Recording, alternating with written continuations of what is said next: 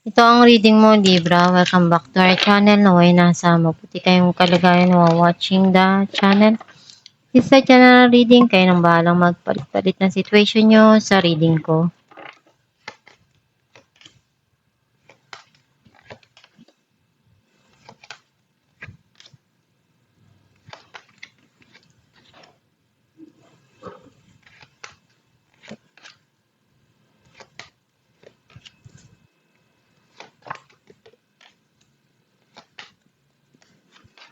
At the bottom of the deck, Strength. I feel like ang nasisense ko na energy mo, nandun yung marami kang pagsubok na pinagdaanan, pero lahat ng yun, nakaya mo. Matatag ka na, matibay ka na, sa kahit anong hamon ng buhay na dumating sa'yo.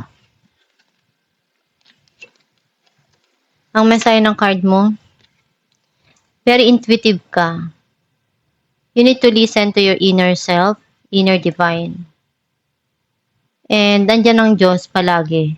Kumukonect sa'yo, nagbibigay ng ideas, magagandang payo para sa'yo na pwedeng makatulong sa mga sitwasyon mo.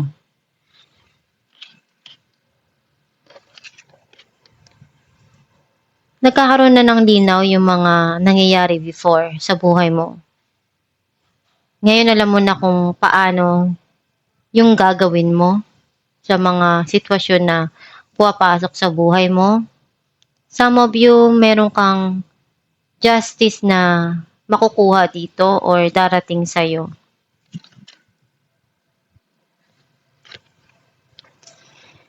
Minsan napapaiyak ka, nagdaramdam ka. Bakit ganun? Ako yung nagbibigay ng sobra-sobra. Pagmamahal, pag-aalaga, lahat. Binibigay ko kung ano yung kaya ko. Pero bakit walang naibabalik sa akin na kailangan ko ring maramdaman yun. Yung pagmamahal na yun. Yung mga bagay na gusto kong maramdaman. Some of you, may naalala ka kung minsan at napapaiyak ka. At the back of your mind, may mga desisyon kang kailangang harapin. Pag-isipang mabuti.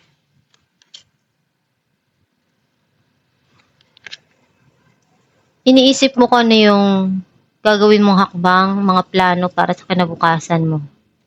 At sa mga mahal mo sa buhay. May darating na crossroad or marami kang pinagdaanan na pagsubok sa buhay mo at na-overcome mo yun. Pinagdaanan na sobrang hirap sa nakaraan at nakaya mong buhatin at malagpasan yung mga pagsubok na yun.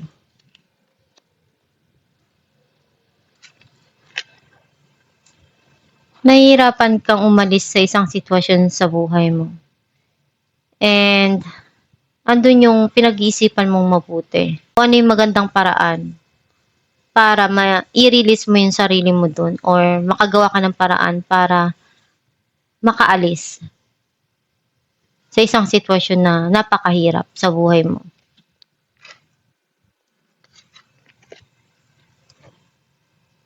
May mga tao na nag-judge sa mga ginagawa mo or meron ka ditong kakaharapin na dapat mong pag-isipan ng maigi.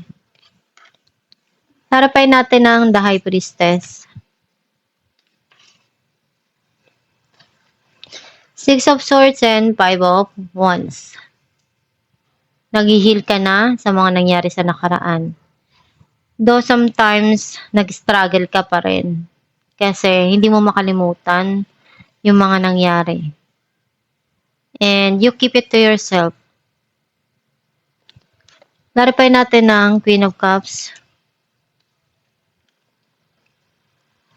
Death and the Lovers.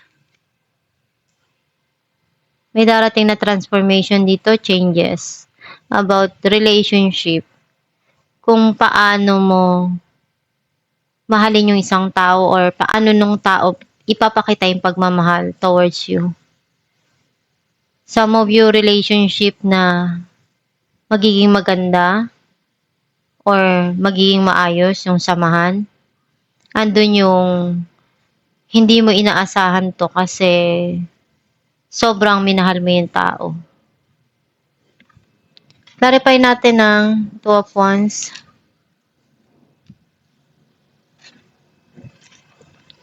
Six of Wands and Three of Swords. Nasaktan ka ng sobra-sobra, nalagpasan mo yun. Napagtagumpayan mo yun. Andun yung may mga plano ka na gusto mo pang marating sa buhay. At masaya ka kung ano yung meron ka ngayon.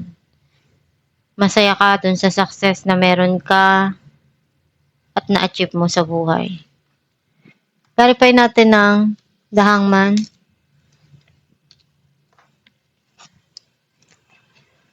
The Fool and Queen of Pentacles. May bago kang journey na tatahakin or may darating dito na sisimulan mo na maglaan uli or mag-invest. Pinag-iisipan mong mabuti kung ano yung dapat gawin. Clarify natin ang Justice. Five of Swords and Three of Wands. Andun yung may hinihintay ka or may gagawin ka na bagong hakbang sa buhay mo. And may mga gusto ka ng kalimutan sa nakaraan. Nagkakaroon na ng linaw yung mga nangyari doon. Alam mo na kung paano ngayon harapin. Clarify natin the Moon. Ace of Pentacles and Judgment. May blessing na darating sa iyo na hindi mo inaasahan. Ito ay napaka-importante para sa iyo. Kasi matagal mo na itong hinihintay. Clarify natin ng Two of Swords. The Emperor and Ten of Wands. Alam mo kung anong responsibilidad mo. Ginagawa mo lahat. And alam mo i-handle yung mga dumarating sa'yo. Kahit sobrang bigat. Hinaharap mo pa rin. Nagpapakatatag ka. Ayaw mong ipakita yung weakness mo. Binibigay mo lahat ng makakaya mo. Clarify natin ng Judgment. The Tower and the Hangman. Nagkaroon ng end yung situation, nagkaroon ng paghihiwalay, at meron ditong pagsisimula na darating. Ngayon nahihirapan kang mag-umpisa kasi you feel stuck dun sa sitwasyon na yun. Hindi mo makalimutan. At pinag-iisipan mong mabuti kung ano yung magagawa mong paraan para makapag-umpisa uli sa buhay. Alamin natin kung ano mensahe ng iyong gabay.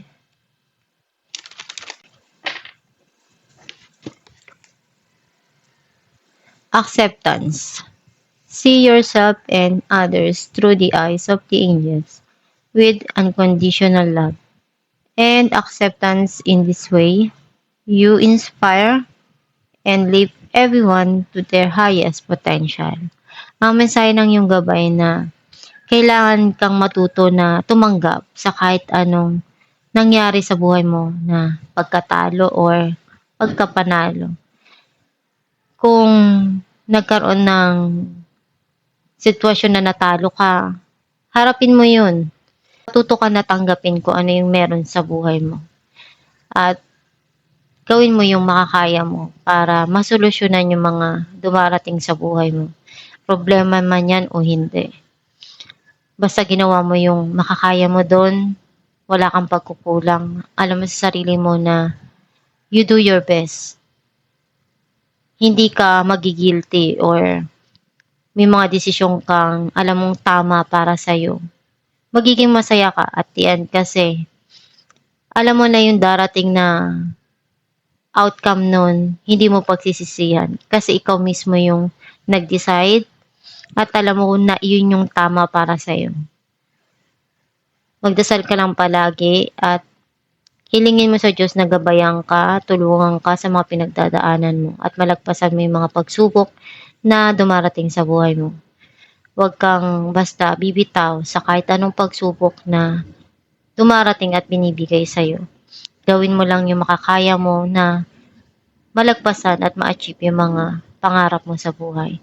Pagsumikapan mo na magtagumpay sa mga dumarating at nangyayari sa buhay mo na kahit ano pa yan, kaya mo malagpasan.